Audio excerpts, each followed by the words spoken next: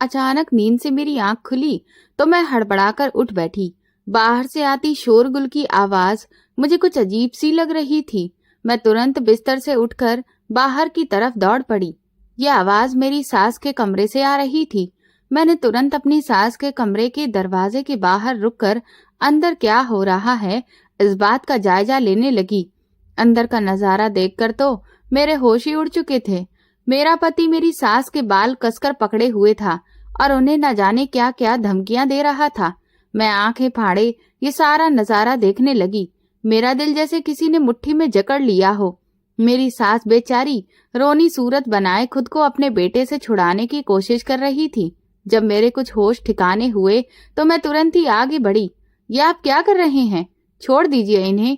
मैंने अपनी सास को अपने पति से छुड़ाने की कोशिश की तो मेरे पति ने झटके से सास के बाल छोड़े और एक खराब सी गाली देकर गुस्से में चीजों को इधर उधर ठोकर मारता हुआ तेजी से बाहर निकल गया। मेरी सास ने रोते हुए मेरा बाजू कसकर पकड़ा और कहने लगी, तुम्हारा बहुत बहुत धन्यवाद बेटा। उनकी दर्दनाक आवाज सुनकर मेरा दिल तड़प उठा। मैं सोचने लगी कि कोई बेटा अपनी सगी माँ के साथ ऐसा व्यवहार कैसे कर सकता है। माँ जी, मैं आपके लिए अभी नाश्ता बनाकर लाती हूँ। मैंने अपनी सास को तसल्ली दी और तुरंत ही चारपाई पर बिठाया और फिर अपने पति की तलाश में बाहर निकल आई ताकि उससे इस बारे में बात कर सकूं। मगर मेरा पति घर से बाहर निकल चुका था। मैं हैरान और परेशान चूल्हे के आगे खड़ी अपने ख्यालों में खोई हुई थी। वो मंजर मेरी नजरों के सामने बार बार तैर रहा था। मैं बहुत बेचैन थी। मुझे अपने पति की हरकत किसी भी तरह से स्वीकार नहीं थी। मैं गरम गरम नाश्ता बनाकर अपनी सास के लिए लेकर गई तो उनके गालों पर लुढ़कते हुए आंसू देखकर मेरा दिल दुख से भर गया। माँ जी, आप नाश्ता कर लीजिए। मैंने आगे बढ़कर उनके आंसू साफ किए और नाश्ता उनके सामने रख दिया। वो चुपचाप एक एक निवाला अपने मुंह में डालने लगी। मैं तेजी से उठकर बाहर निकल आई क्योंकि मेरी अपनी आंखों से भी आंसू बहने ही वाले थे। मैं कमरे में टहल टहल कर अपने पति का इंतजार कर रही थी। उससे बात किए बिना मुझे सुकून नहीं आने वाला था। मेरा नाम नंदिनी है। मेरे माँ बाप पढ़े लिखे लोग नहीं थे, मगर वे अच्छे परिवार से रिश्ता रखते थे। दोनों ही काफी सादे और ईमानदार थे। पापा को जहाँ अपने परिवार की परंपराओं का बहुत ख्याल था, वहीं मेरी माँ में सलीका और गुण कूट कूट कर भरे हुए थे। हम गरीब जरूर थे, मगर ईमानदार लोग थे। पापा ने सारी जिंदगी इतनी मेहनत की थी कि हम बहन भाइयों को न सिर्फ अच्छे से पाला बल्कि अच्छी पढ़ाई भी करवाई। उन्होंने कभी किसी के सामने हाथ नहीं फैलाया और ना ही अपने हालात का रोना किसी के सामने रोया। घर में बेशक हमने चटनी से रोटी खाई या फिर पानी से, मगर मेरी माँ ने कभी भी अपने मायके या ससुराल के सामने अपने हालात को लेकर कोई शिकायत नहीं की। मम्मी का कहना था कि किसी को भी अपने हालात बताने का मतलब ये है कि आप उनसे मदद की उम्मीद रखते हैं। इसीलिए कभी भी अपने बुरे हालात का जिक्र किसी से मत करो, बल्कि मेहनत और लगन से अपने हालात को खुद बदलने की कोशिश करो। मम्मी पापा की इस तरह की बातें और हमारे रहन सहन का तरीका देखकर हम सब बहन भाइयों का व्यवहार भी मम्मी पापा जैसा ही था। उन्हें झूठ बोलना और गलत काम करना बिल्कुल पसंद नहीं था। इसीलिए हम भी उनके सामने झूठ बोलने से कतराते थे और कभी भी किसी बात के लिए झूठ का सहारा नहीं लेते थे। मम्मी ने हमारी परवरिश बहुत अच्छे संस्कारों के साथ की थी। मैं क्योंकि घर में बड़ी थी, इसलिए मम्मी का व्यवहार और आदतें मुझ में ज्यादा आई थीं। मैं स्कूल से आने के बाद मम्मी के घर के कामों में मदद करती और छोटे बहन भाइयों को भी पढ़ाया करती थी। मम्मी मुझे देखकर बहुत खुश होती थी क्योंकि मैं उनकी आज्ञाकारी बेटी थी। मम्मी पापा खुद पढ़े लिखे नहीं थे, लेकिन उन्हें पढ़ने का बहुत शौक था। उन्होंने हम सब बहन भाइयों की पढ़ाई पर बहुत ध्यान दिया था और हम सब हर साल अच्छे नंबरों से पास हो जाते थे।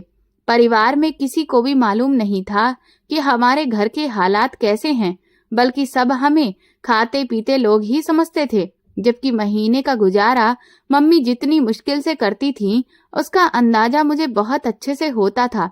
मैंने अपनी ग्रेजुएशन पूरी की तो मम्मी पापा की इजाजत लेकर एक स्कूल में नौकरी शुरू कर दी। मेरे माँ बाप नहीं चाहते थे कि मैं नौकरी करूं। उनका कहना था कि मैं अपनी पढ़ाई पर पूरा ध्यान दूं और आगे पढ़ाई जारी रखूं। मगर मैं देख रही थी कि मेरे बहन भाइयों के बड़े होने के साथ घर के हालात और भी बुरे होते जा रहे थे। उनकी पढ़ाई लिखाई और घर के खर्चों पर अब ज्यादा पैसा लगने लगा था। इसलिए मैं चाहती थी कि मैं अपने पिता का सहारा बनूं।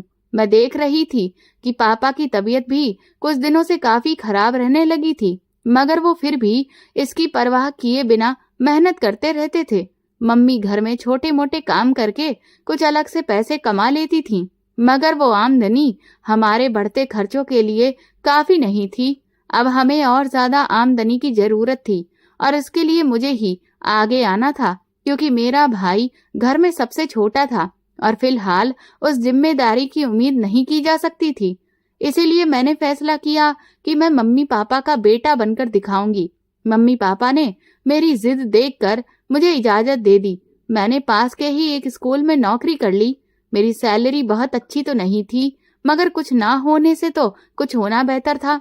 उसी सैलरी से मैं अपने कुछ घरेलू खर्चों को भी निकाल रही थी।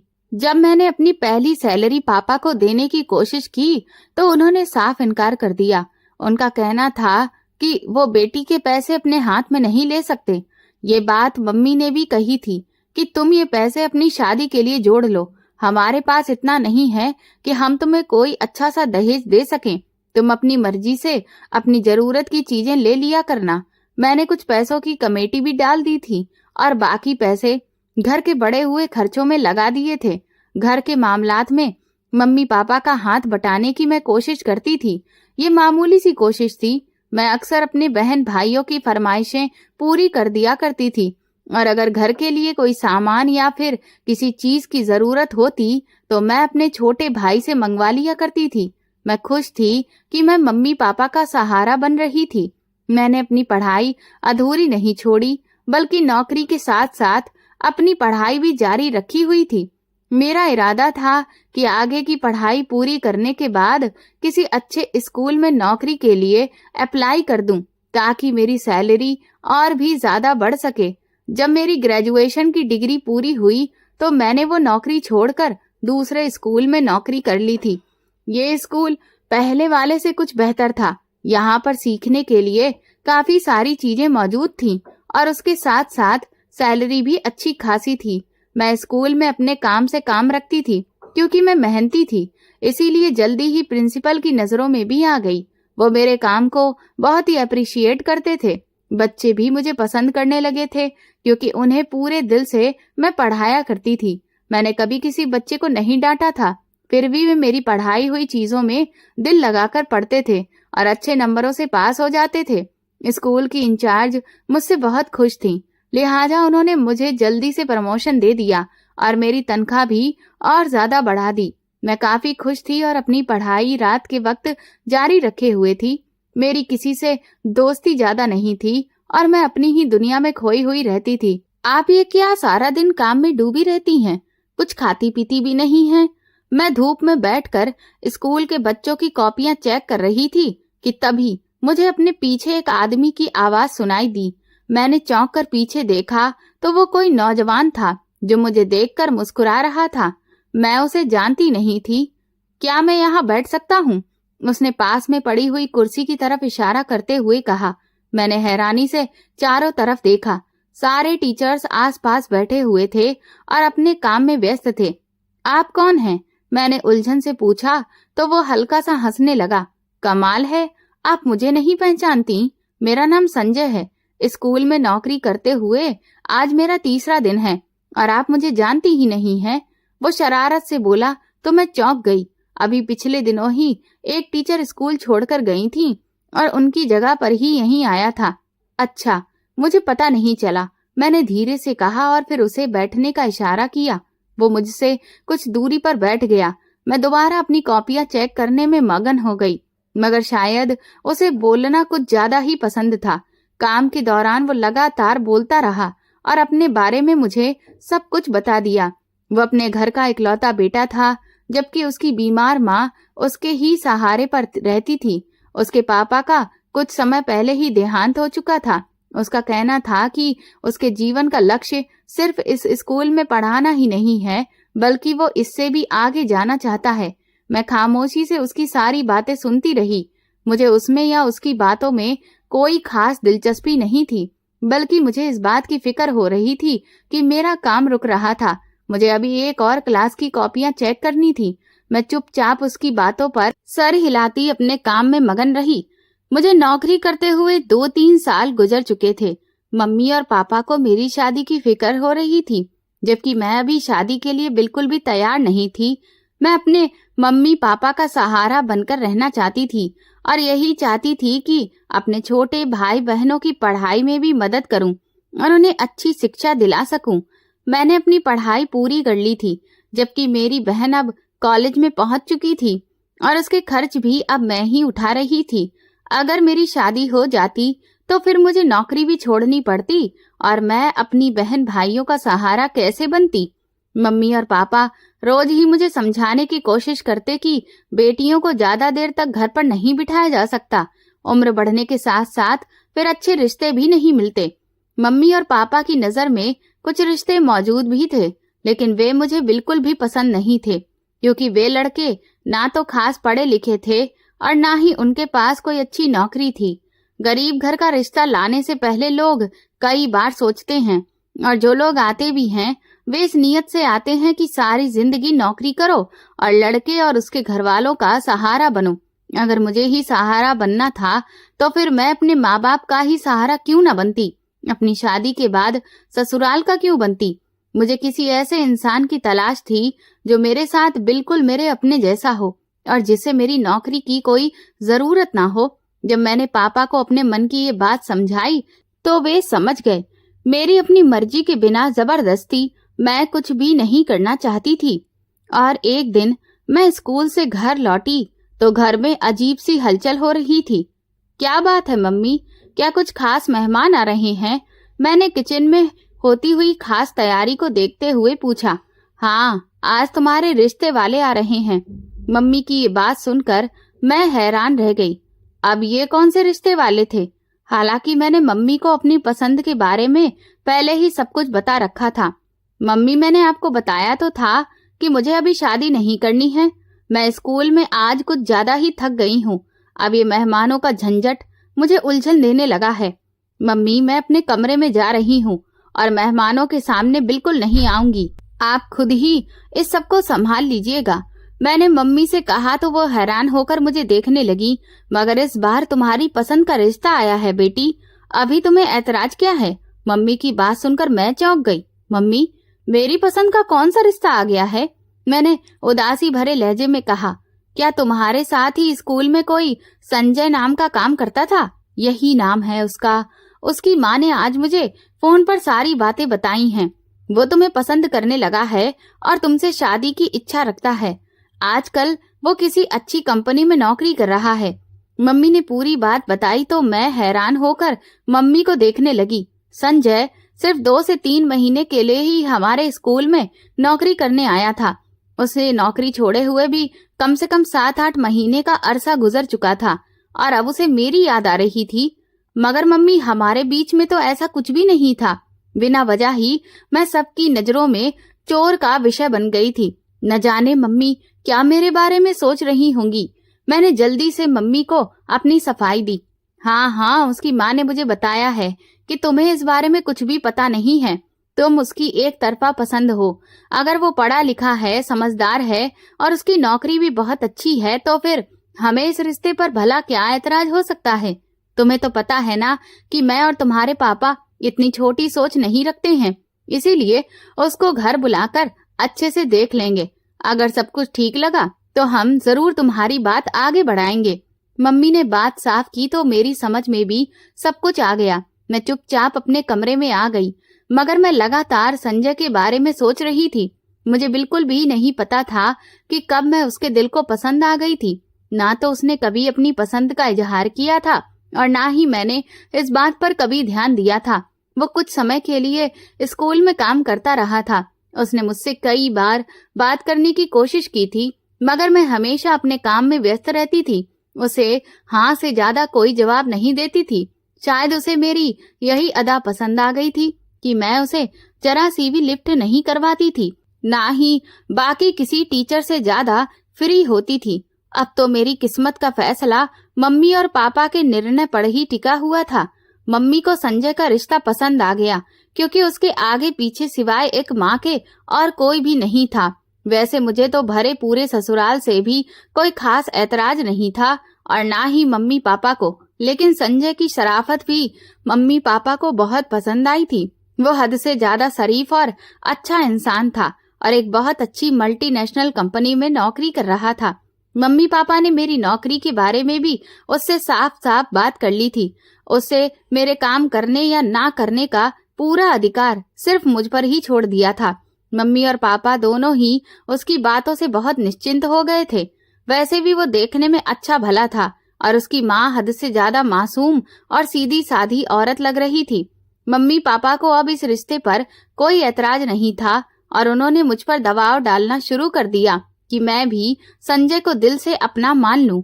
मुझे भी संजय से कोई दिक्कत नहीं हो रही थी, लेकिन मम्मी पापा को छोड़कर जाना और छोटे भाई बहनों की जिम्मेदारियों से अलग हो जाना मुझे बिल्कुल भी पसंद नहीं आ रहा था। मैंने मम्मी को समझाने की बहुत कोशिश की, लेकिन आखिरकार उनकी मोहब्बत और जिम्मेदारी का एहसास मुझ पर हावी हो गया। उनके लिए अपनी बेटी को इज्जत और भरोसे के साथ विदा करना सबसे ज्यादा जरूरी था, और मैं अपनी जिंदगी के कारण उनकी खुशी में कोई रुकावट नहीं डालना चाहती थी। मैंने अपनी इच्छाओं को एक तरफ रखते हुए मम्मी पापा की बात मान ली, और उन्होंने संजय के साथ मेरा रिश्ता पक्का कर दिया। मैंने अपनी कमेटी के पैसे भी जोड़ रखे थे, इसीलिए शादी की तैयारियां भी शुरू हो गई थी। पापा ने भी कुछ अपने दोस्तों से कर्ज ले लिया था, ताकि मेरी शादी का फर्ज निभा सकें। मैं नहीं चाहती थी कि शादी पर बेवजह हंगामा किया जाए या कोई फिजूल खर्ची हो। इससे मम्मी और पापा परेशान हो जाते। इसलिए मैंने शादी के लिए बहुत ही कम और जरूरी चीजें खरीदी। संजय और उसकी माँ ने ना तो दहेज के नाम पर कोई मांग की थी, और ना ही किसी खास चीज की इच्छा जताई थी। उन्होंने हर मामले में हमारा भरपूर साथ दिया था, और शादी के किसी भी मामले को लेकर हमारे साथ कोई बहस या जल्दबाजी नहीं दिखाई थी। उन्होंने अपनी तरफ से बारात के लिए भी बहुत कम लोगों को लेकर हमारे घर आए। मम्मी और पापा ने तो पहले ही संजय की शराफत देख ली थी, लेकिन अब तो वे उसकी समझदारी और सलीके के भी कायल हो गए थे। और इस तरह मैं विदा होकर संजय के साथ उसके घर आ गई, जहाँ एक नई जिंदगी मेरा इंतजार कर रही थी। मैं अपने ससुराल में अपनी शादीशुदा जिंदगी की शुरुआत कर चुकी थी। शादी से कुछ समय पहले ही मैंने स्कूल की नौकरी छोड़ दी थी।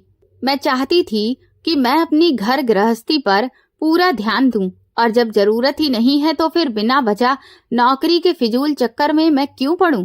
मेरी सास का व्यवहार भी मेरे साथ बहुत अच्छा था, और संजय का व्यवहार तो बेहद प्यार भरा था। उसने पहले दिन ही मुझ पर अपनी पसंद का इजहार कर दिया था। संजय ने बताया कि मुझे पहली नजर में ही पसंद करने लगा था वो, लेकिन उसने कभी भी मेरे सामने अपनी पसंद का इजहार नहीं किया, क्योंकि वो समझ गया था कि मैं ऐसी लड़की नहीं हूँ जो किसी की भी बातों में आ जाए। आज उसने यही फैसला किया कि फिर जब भी सही मौका आएगा वो अपनी माँ को मेरे रिश्ते के लिए भेजेगा, और उसने वैसा ही किया। अपने पति के मुंह से उसकी पसंद की बात सुनकर मैं खुशी से निहाल हो गई थी। मुझे ये बात बहुत पसंद आई थी कि संजय ने मुझे हासिल करने का एक सही और इज्जतदार तरीका अपनाया। अगर वो मुझसे दोस्ती की इच्छा जाहिर करता या मेरे सामने अपनी पसंद का इजहार करता, तो शायद मैं उसे इतनी अहमियत नहीं देती और हमारी मोहब्बत कभी पूरी नहीं होती। लेकिन उसने जिस समझदारी और सलीके से अपने जज्बातों का इजहार किया, उसने मुझे भी बहुत प्रभावित किया, और इस तरह मेरी नई जिंदगी शुरू हो गई थी। मेरी शादी को अभी एक हफ्ता ही हुआ था कि एक दिन मैंने अपने पति को अपनी मां पर हाथ उठाते हुए देखा। ये दृश्य मेरे लिए बिल्कुल असहनीय था। मैंने कभी सपने में भी नहीं सोचा था कि संजय ऐसा इंसान होगा जो अपनी सगी मां पर हाथ उठा सकता है। ये देखकर मैं बहुत परेशान हो गई और समझ नहीं पा रही थी कि अब मैं क्या करूं। मैंने संजय से इस बारे में बात करने की कोशिश की। अपनी मां पर हाथ उठाना तो दूर की बात, उनसे ऊंची आवाज में बात करना भी गलत है। तुम तो पढ़े लिखे और समझदार हो, माँ बाप के साथ ऐसा व्यवहार कैसे कर सकते हो? लेकिन उसके चेहरे पर पश्चाताप का एक भी भाव नहीं था। उल्टा वो मुझे ही जवाब देने लगा, मगर उसकी बातों में कोई दम नहीं था।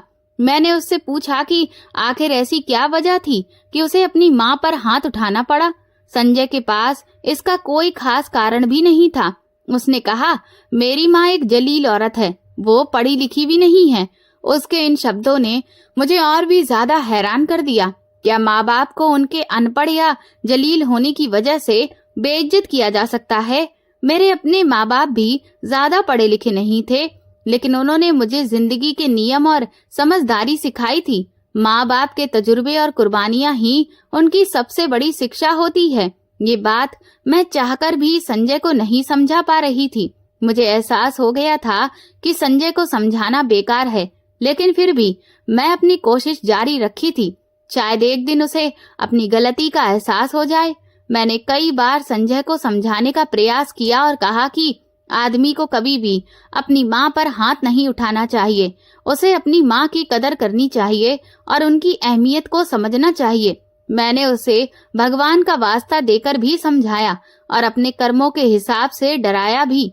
मैं नहीं चाहती थी कि वो दोबारा ऐसी कोई गलत हरकत करे। इस हादसे के बाद संजय की इज्जत मेरे दिल में बहुत कम हो गई थी। मैं हर संभव कोशिश कर रही थी कि उसे दोबारा ऐसा कोई मौका ना मिले कि वो अपनी माँ पर हाथ उठाए। मैं अपनी सास की बहुत इज्जत करती थी और उनका बहुत ख्याल रखती थी। उनकी सेवा में मैंने कभी कोई कमी नहीं आने दी। मैंने जल्दी ही घर का सारा काम संभाल लिया था। काम करने की तो मुझे शुरू से ही आदत थी। मैं अपने मम्मी पापा का भी बहुत ख्याल रखती थी और अब मेरी सास ही मेरी माँ के जैसी थी। वैसे भी मेरे पति का व्यवहार उनके साथ अच्छा नहीं था, इसीलिए मेरी सारी हमदर्दी अपनी सास के साथ थी। मैंने अपनी सास के व्यवहार पर नजर रखी ताकि जान सकूं कि आखिर मेरे पति उनसे इतना नाराज क्यों रहते हैं, लेकिन मैंने उनके व्यवहार में ऐसी कोई बात नहीं पाई जिसकी वजह से संजय उनके साथ बदतमीजी से पेश आता। मुझे जब भी मौका मिलता मैं संजय को समझाने की कोशिश करती। वक्त के साथ संजय का व्यवहार कुछ बेहतर हो गया। अब वो अपनी माँ से बहुत कम बात करता था और जब बात ही नहीं करता तो फिर मारपीट की नौबत भी नहीं आती थी, लेकिन मैं दिल से उसे माफ नहीं कर पाई थी। वो दृश्य जब भी मुझे याद आता तो मुझे संजय से उलझन सी महसूस होती और मैं चाहती थी कि वो मुझसे दूर रहे। फिर भी मुझे वो हादसा भुलाना पड़ता था। आखिर वो मेरे पति थे और मैं अपने फर्ज से मुंह कैसे मोड़ सकती थी। मैंने इस बात का जिक्र अभी तक अपने मम्मी पापा से नहीं किया था। मैं नहीं चाहती थी कि अपने पति की गलतियों को सबके सामने लाऊं। वैसे भी मम्मी ने मुझे ये नहीं सिखाया था, इसीलिए मैंने खामोशी और सब्र से अपने पति की इतनी बड़ी गलती बर्दाश्त कर ली और घर का माहौल खुशहाल रखने की कोशिश करती रही, मगर मेरी सारी कोशिशें बेकार हो गईं। मम्मी, आप भी हमारे साथ आकर चाय पी लीजिए, मैंने कहा और चाय का कप उठाकर अपनी सास के कमरे की तरफ गई। उन्हें मैंने कमरे में उदास बैठा पाया। मैंने उनसे बाहर आने के लिए कहा ताकि वो भी हमारे साथ बैठकर चाय पी सकें। कुछ देर में वो बाहर आ गईं। आज संजय का मूड बहुत अच्छा लग रहा था। वो काफी खुशमिजाज अंदाज में बातें कर रहा था। मैं ये देखकर निश्चिंत थी कि आज उसका व्यवहार अपनी माँ के साथ अच्छा है। तभी मेरी सास ने चाय पीते हुए कहा, भगवान जल्दी ही तुम दोनों को औलाद की खुशी दे। मेरी सास की ये बात सुनकर मैं तो खुश हो गई, लेकिन ना जाने क्यों संजय गुस्सा हो गया। क्या हो गया है मम्मी तुम्हें? तुम वही जाहिलों वाली बातें करने लगी हो ना? अभी हम चाहे औलाद करें या ना करें, उससे तुम्हें क्या है? वो बड़ी ही बदतमीजी से बोला था। दरअसल अभी खुद संजय भी औलाद नहीं चाहता था। उसे अपनी माँ की ये बात इस कदर बुरी लगी कि वो तुरंत ही बड़बड़ाने लगा। मुझे तो अपने पोते पोती को गोद में खिलाने की बड़ी इच्छा है। तुम लोग भी इस बारे में कुछ सोच लो। औलाद भला किसको प्यारी नहीं होती है। अपनी सास की बात से मैं भी इत्तेफाक रखती थी। मैं तो बच्चे के लिए तैयार थी। मैं खुद भी यही चाहती थी, मगर संजय इस मामले में काफी जिद्दी था। उसे पहले ठीक से सेटल होना था, तभी वो बच्चों के लिए सोच सकता था। मम्मी जी, आप बस भगवान से प्रार्थना करिए कि भगवान हम पर कृपा कर दे। मैंने अपनी बात खत्म करने के लिए कहा तो मेरी सास मुझे आशीर्वाद देने लगी। तुम अपनी दुआएं अपने पास ही रखो मम्मी, बेहतर है। थोड़ी बहुत भगवान से प्रार्थना अपने लिए भी कर लिया करो। संजय बहुत झुंझलाया हुआ था। चुप हो जाइए आप, क्यों बहस कर रहे हैं? मैंने संजय को रोकने की कोशिश की। मैं नहीं चाहती थी कि बात आगे बढ़े। जब इसकी अपनी औलाद होगी ना बेटा, तब इसे अकल आएगी और पता चलेगा कि माँ बाप की क्या अहमियत होती है। माँ बाप अपने बच्चों को कैसे पालते हैं, सब पता चल जाएगा। मेरी सास ने कहा तो संजय आगे बढ़कर अपनी माँ पर चढ़ दौड़ा। तुमने ऐसा क्या कर दिया है मेरे लिए? सारी जिंदगी तरसा के ही रखा है मुझे एक एक चीज के लिए। अब तुम मुझे बदनाम दे रही हो। मुझे पता चल गया है। वो गुस्से से दहाड़ा और मैं तुरंत ही एकदम से झटके से उठी, क्योंकि उसने अचानक अपनी माँ के चेहरे पर मुक्का मारा था और मैं उसे रोक भी ना सकी। मेरी सास का चेहरा बेइज्जती के मारे लाल हो गया था। वो अपने आंसू पीती हुई चुपचाप उठकर अपने कमरे में वापस चली गई, जबकि संजय गुस्से से बाहर निकल गया। ये दूसरी बार था जब उसने मेरे सामने ही अपनी माँ पर हाथ उठाया था। मैंने उसे कितना समझाया था, मगर उस पर बिल्कुल कोई असर नहीं होता था। उसे शायद इस तरह से मारने की आदत थी, तभी तो उसका हाथ खुद ब खुद उठ जाता था, मगर वो अपनी आदत सुधारने की जरा सी भी कोशिश नहीं करता था। न जाने उसकी ऐसी परवरिश कैसे हुई थी जो वो ये सब कुछ कर रहा था, जिससे मुझे बहुत ज्यादा शर्मिंदगी हो रही थी। भला मेरी सास का कसूर ही क्या था? मैंने सोच लिया था कि इस बार मैं संजय से आराम से बात नहीं करूंगी, बल्कि उसको साफ साफ बताऊंगी कि मैं ये सब कुछ बर्दाश्त नहीं कर सकती। अगर मैं इस मामले में चुप बनी रही तो खुद भी गुनहगार कहलाऊंगी। संजय जब घर वापस आया तो उसका गुस्सा ठंडा हो चुका था। अरे यार, खाना लगा दो, आज तो मुझे बड़ी भूख लगी है।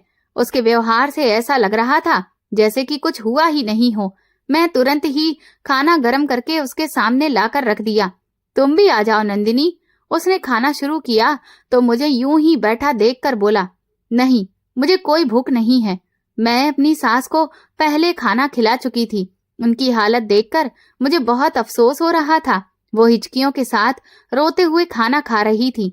देखो, जब बेटा 2 वक्त की रोटी खिलाता है तो कैसे बेइज्जत करता है। वो रोती हुई शिकायत कर रही थी।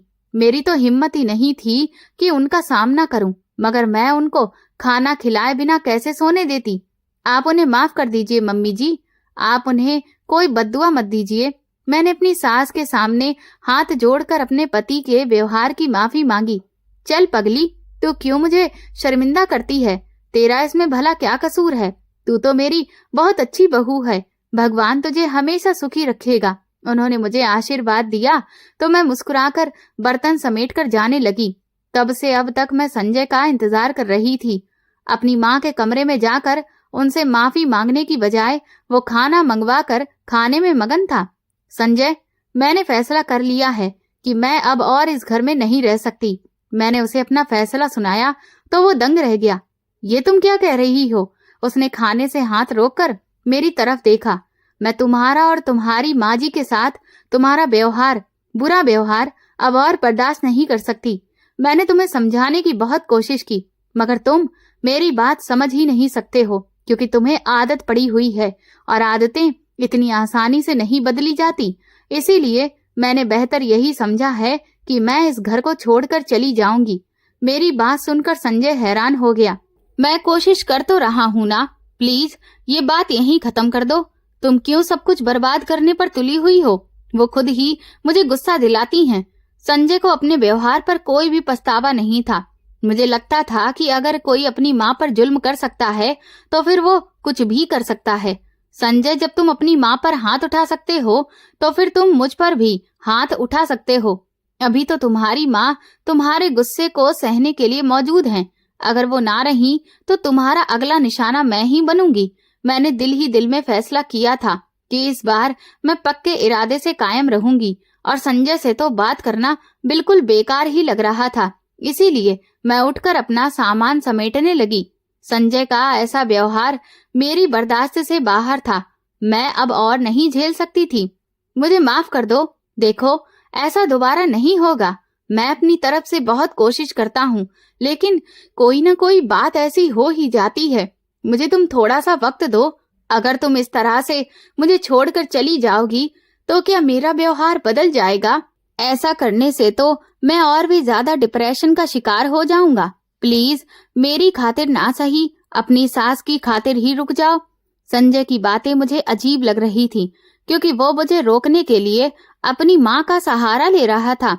ये सब मेरे लिए अब बर्दाश्त करना बहुत मुश्किल था।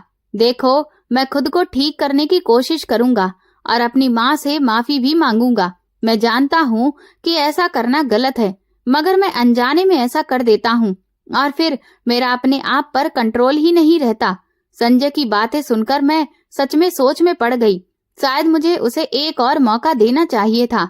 वैसे भी मैं अपने माँ बाप के घर पर जाकर बैठना नहीं चाहती थी। उन्होंने तो इतनी मुश्किलों से मेरी शादी की थी। अब वापस जाकर उन पर बोझ बनने से बेहतर था कि अपने पति को एक और मौका दे दिया जाए। वैसे भी संजय का व्यवहार मेरे साथ तो बिल्कुल ठीक ठाक था। उसने ना तो कभी मुझ पर गुस्सा किया था और ना ही कभी अपना हाथ मुझ पर उठाया था, क्योंकि वो अपना सारा गुस्सा अपनी माँ पर ही उतार दिया करता था।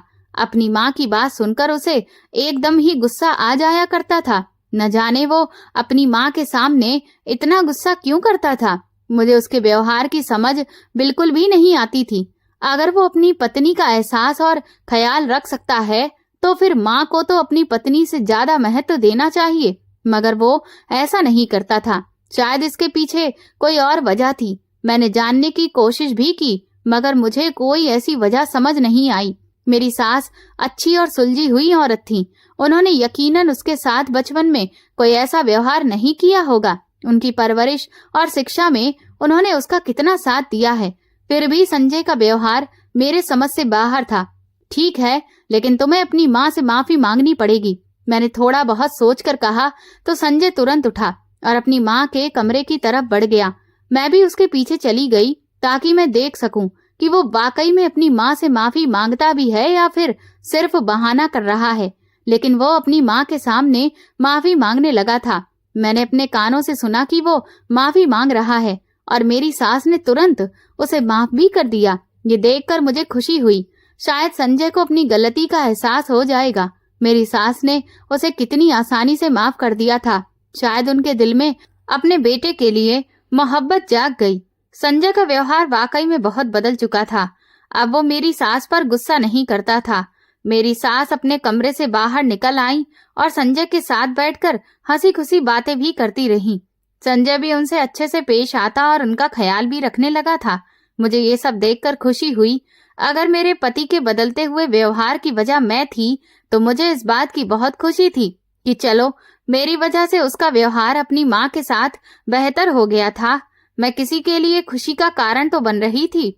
मैं भी उसकी पहले से ज्यादा सेवा करती थी और अपनी सास का भी बेहद ख्याल रखती। मेरी सास मुझे ढेर सारा आशीर्वाद देती। मेरी शादी को अब 2 साल का समय बीत चुका था। पिछले काफी समय से संजय ने अपनी माँ के साथ कोई बदतमीजी नहीं की थी और वो बच्चा होने के बारे में फिर से सोचने लगा था, क्योंकि संजय को ऑफिस की तरफ से अब प्रमोशन भी मिल गया था, जिसका वो काफी समय से इंतजार कर रहा था। अब वो बच्चे की जिम्मेदारी उठाने के लिए खुद को तैयार समझ रहा था। मैं अपने घर में खुश और निश्चिंत थी। एक दिन संजय ने मुझे बाहर ले जाकर खाना खिलाने की पेशकश की तो मैं खुशी खुशी तैयार हो गई। संजय, हम माँ जी को भी अपने साथ लेकर चलते हैं। वो अकेले भला घर पर क्या करेंगी? मुझे अपनी सास का ख्याल आया तो मैंने तुरंत संजय से कहा। वो तैयार हो गया। ठीक है, मम्मी से कहो कि वो भी तैयार हो जाएं। मैं अपने दोस्त की गाड़ी लेकर आता हूँ, उसने कहा। मैं खुशी से अपनी सास के कमरे की तरफ गई। हम सब बहुत ही हंसी खुशी अंदाज में बातें करते हुए खाना खा रहे थे। मैंने सबसे पहले अपनी सास को प्लेट में खाना निकालने में मदद की थी। हमने अभी खाना शुरू ही किया था कि अचानक खाने की प्लेट मेरी सास के हाथ से छूटकर नीचे गिर गई। हमारे अलावा वहां पर कुछ और लोग भी बैठे हुए थे। प्लेट गिरने की आवाज से वहां शोर पैदा हुआ। आसपास बैठे लोग हमारी तरफ एकदम से देखने लगे। मेरी सास कुछ बेइज्जती का शिकार हो गई, जबकि संजय भी शर्मिंदा सा हो गया। खाना सारा फर्श पर इधर उधर बिखर गया था। मैंने तुरंत अपनी सास को तसल्ली दी और प्लेट से गिरा खाना उठाने लगी। मैं कर देता हूँ मैडम, वेटर तुरंत मुझे देखकर बोला और हमारी तरफ लपका। मैं आपको दूसरी प्लेट बना दूंगी माँ जी, मैंने अपनी सास से कहा। नहीं, रहने दो, कोई जरूरत नहीं है, इस औरत को खाना खाने की तमीज ही नहीं है। तुम्हें ही शौक था इसको अपने साथ लाने का, बेइज्जत करवा कर रख दिया है इस बुढ़िया ने। लोगों का ध्यान इधर उधर हुआ तो संजय ने आगे बढ़कर पूरी फुर्ती से अपनी माँ को थप्पड़ दे मारा। मेरी सास इस हमले के लिए तैयार नहीं थी और इसीलिए वो कुर्सी से नीचे लुढ़क गईं। आसपास के लोग दोबारा हमारी तरफ एकदम से देखने लगे। मैं तो बिल्कुल दहल कर ही रह गई थी। मैंने तुरंत अपनी सास को नीचे से उठाया और वापस कुर्सी पर बैठा दिया। वो इस हमले के लिए तैयार नहीं थी, इस वजह से उनका शरीर कांप रहा था। उनकी हालत देखकर मुझे उन पर बहुत ज्यादा तरस आया और संजय पर बहुत गुस्सा। तुम्हें ऐसा नहीं करना चाहिए था, तुम्हें अपनी माँ का ख्याल नहीं रहा, तुम्हें लोगों की फिक्र पड़ी है, मैंने दबे और धीमे शब्दों में कहा। मगर संजय की आंखों में सिर्फ गुस्सा और बदतमीजी थी। मेरा दिल डर के मारे कांप रहा था और बार बार मन में ख्याल आ रहा था कि भगवान की नजर में संजय बिल्कुल गिर चुका है। मैं जानती थी कि यह हरकत भगवान की नजरों में बहुत बड़ा पाप है और इसका हिसाब उसे एक न एक दिन जरूर चुकाना होगा। हमने जल्दी से खाना खत्म किया और फिर घर वापस आ गए। मैं अंदर ही अंदर रोती रही। मेरे दिल में दुख था कि मैं अपनी सास को अपने पति के जुल्म से बचा नहीं पाई। संजय का व्यवहार और उसकी बदतमीजी मुझे बहुत दुखी कर रही थी। उनकी गलती इतनी बड़ी नहीं थी कि वो अपनी माँ के साथ ऐसा व्यवहार करे, मगर वो अपना गुस्सा और बुरा अंदाज दिखा रहा था। वो कभी भी नहीं सुधरेगा, वो कभी भी अपनी माँ की इज्जत और ख्याल नहीं करेगा और मैं उसे उसकी गलतियों से वाकिफ नहीं करा पाई। मेरे दिल में गम था, मगर मैं जानती थी कि संजय की सोच कभी बदलने वाली नहीं थी। वो अपनी माँ को जलील करता ही रहता था, जबकि वो सबसे बड़ा जलील खुद ही था। उसे आसपास बैठे लोगों की परवाह थी, वो भी अपनी माँ से ज्यादा। मेरी सास घर आते ही अपने बिस्तर में दुबक गईं। मेरे दिल में अजीब सी टूटन हो रही थी। मैं कैसे एक ऐसे इंसान के साथ रह सकती हूँ जो ना सिर्फ अपनी माँ का दुश्मन था, बल्कि मुझे भी एक ऐसी सोच में डुबो रहा था जिसका मेरे पास कोई जवाब नहीं था। मुझे सारी रात नींद ही नहीं आई थी। अजीब सी बेचैनी मुझे घेर रही थी। शाम का वो नजारा सारी रात मेरे मन में चलता रहा, जबकि संजय के खर्राटे पूरे घर में गूंज रहे थे। माँ जी, उठिए, नाश्ता कर लीजिए। मैं सुबह सवेरे ही उठकर अपनी सास के लिए नाश्ता बनाकर लेकर गई। दरअसल मुझे सारी रात जो शर्मिंदगी थी उसकी वजह से मैं ठीक से नींद ही नहीं आई और मैं तुरंत ही सुबह उठकर उनको तसल्ली देना चाहती थी। अपनी सास को बिना किसी हरकत के पड़े देखकर मैंने दोबारा से आवाज लगाई, मगर उनके वजूद में कोई भी हलचल नहीं हुई। माँ जी, आपको क्या हो गया है? मैंने आगे बढ़कर उनको हिलाया, मगर वो तो इस दुनिया में ही नहीं रही थी। वो इस दुनिया को छोड़कर जा चुकी थी। मैंने अपने मुंह पर हाथ रखकर खुद को चिल्लाने से रोका और भागकर संजय को जगाया। मेरी सास अपने बेटे के हाथों की ये बदतमीजी बर्दाश्त न कर सकी और इस दुनिया से ही रूठ कर चली गई। मेरा दिल बुरी तरह से परेशान था।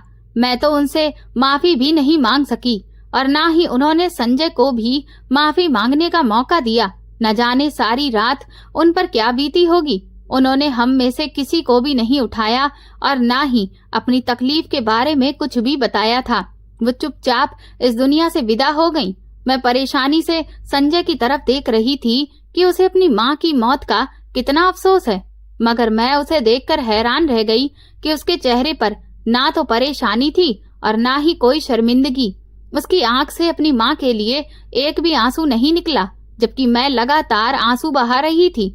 इस कदर बेदर्द इंसान के साथ रहना मुझे बिल्कुल भी मंजूर नहीं था। मम्मी, मैं आपके साथ जाऊंगी। अपनी सास के अंतिम संस्कार और बाकी रस्में पूरी होने के बाद मैंने अपनी मम्मी से कहा। वह हैरानी से मुझे देखने लगी। बेटा, संजय को इस वक्त तुम्हारी जरूरत है, तुम उसे इस हाल में छोड़कर कैसे जा सकती हो? नहीं मम्मी, उसे मेरी कोई जरूरत नहीं है। उसे किसी की भी जरूरत नहीं है, वो अकेला ही काफी है। मैंने मम्मी से कहा तो वो हैरान रह गई। मैंने अपनी माँ को आज तक कोई भी बात नहीं बताई थी। मेरी मम्मी मेरी तरफ गंभीरता से देखते हुए मुझे अपने साथ ले आईं। घर आकर मैंने मम्मी और पापा को संजय के बारे में सब बता दिया कि वो कैसे अपनी माँ पर हाथ उठाता था और उनका देहांत भी उसकी ही वजह से हुआ है। मम्मी और पापा ये सुनकर हैरान थे।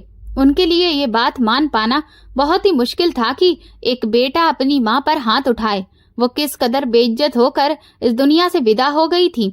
मेरी माँ अफसोस ही करती रह गई, मगर अफसोस करने से भला क्या हो सकता था। मेरे दिल का बोझ भी कम नहीं हो रहा था। काश मैं संजय को समझा सकती, उसे रोक सकती, मगर मैंने अपनी पूरी कोशिश की। वो कुछ मानने को तैयार ही नहीं था। मैं अब अपनी मम्मी पापा के साथ रहने लगी। मैं संजय के सामने ही घर से निकली थी। उसने मुझे एक बार भी रोकने की कोशिश नहीं की। शायद मौका ऐसा नहीं था, लेकिन उसके बाद मैं और मम्मी पापा ने भी उससे बात करने की कोशिश नहीं की, और ना ही वो मेरे माँ बाप के घर पर पलट कर आया था।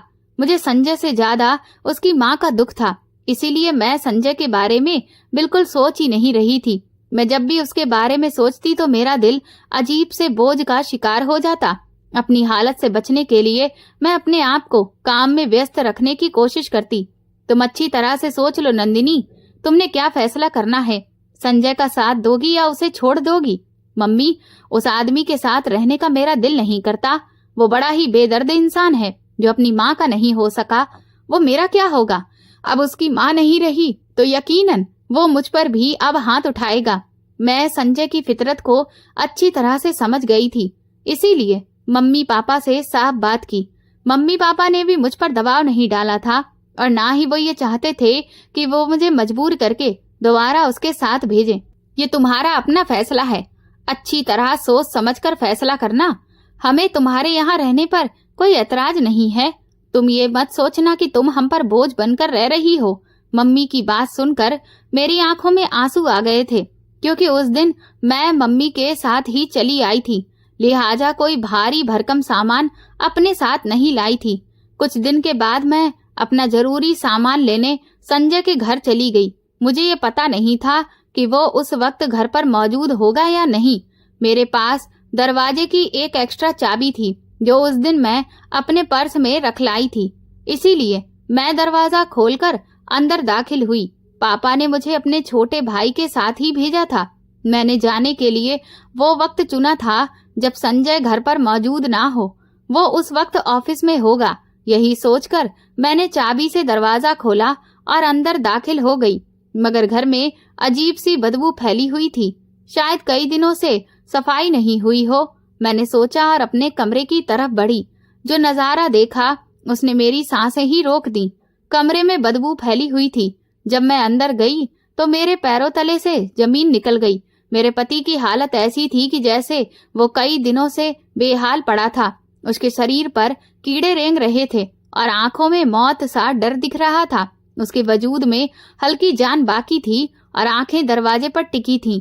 न जाने कब से वो पैरालाइज का शिकार था। उसका वजूद बहुत ज्यादा कमजोर हो चुका था। वो तो पहचान में ही नहीं आ रहा था। डर की एक तेज लहर मेरे पूरे शरीर में दौड़ गई। मैंने तुरंत अपने छोटे भाई की आंखों पर हाथ रखा और उसे बाहर लेकर आई। अंदर का नजारा मेरे लिए बर्दाश्त करना मुश्किल था। मैं गहरे सदमे में थी और संजय का अंजाम देखकर मेरा पूरा शरीर कांप गया था। मैंने रोते हुए कांपते हाथों से पापा का नंबर मिलाया। वो इंसान जिसने अपनी माँ को थप्पड़ मारा था, जो इंसानों की इज्जत और भरोसे को अपनी जिंदगी का हिस्सा नहीं समझता था, आज वो खुद ऐसी नरक भरी जिंदगी का शिकार था जैसे भगवान ने उसकी बदतमीजियों का हिसाब उससे ले लिया हो। ये ना सिर्फ उसकी शारीरिक हालत का आईना था, बल्कि उसके दिल की गंदगी और आत्मा की बदहाली को भी साफ जाहिर कर रहा था।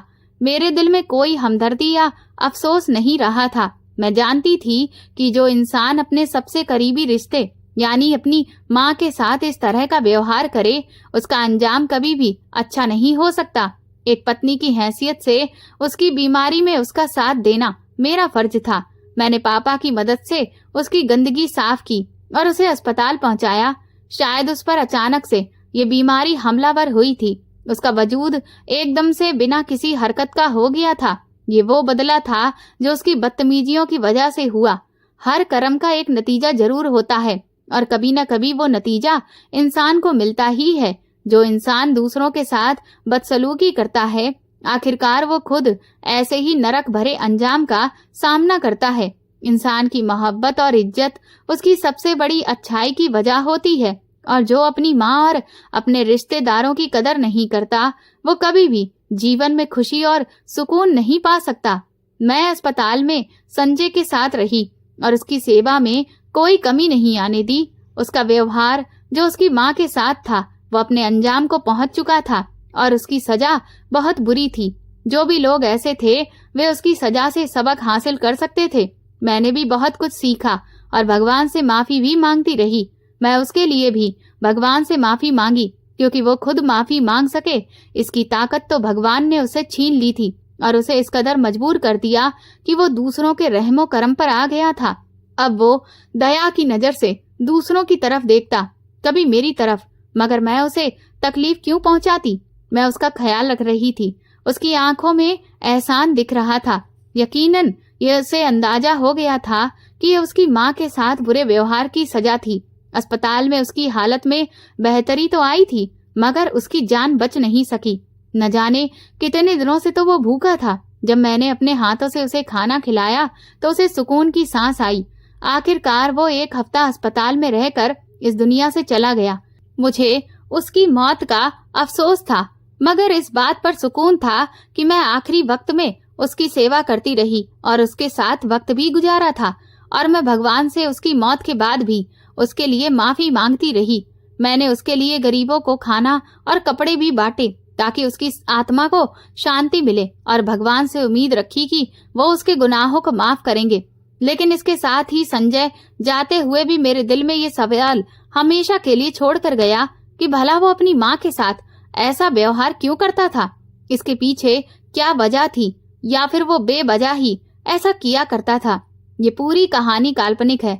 इसका किसी भी व्यक्ति, स्थान या वास्तविक घटना से कोई संबंध नहीं है। इसका उद्देश्य केवल मनोरंजन, शिक्षा और सस्पेंस आधारित कहानी प्रस्तुत करना है। दोस्तों, आपको ये कहानी कैसी लगी मुझे कमेंट सेक्शन में जरूर बताएं। मेरे चैनल को सब्सक्राइब कर वीडियो को लाइक कर दें और वीडियो को हाइप भी दें। ऐसी और भी रोमांचक कहानियां सुनने के लिए मेरे चैनल के साथ बने रहें। धन्यवाद।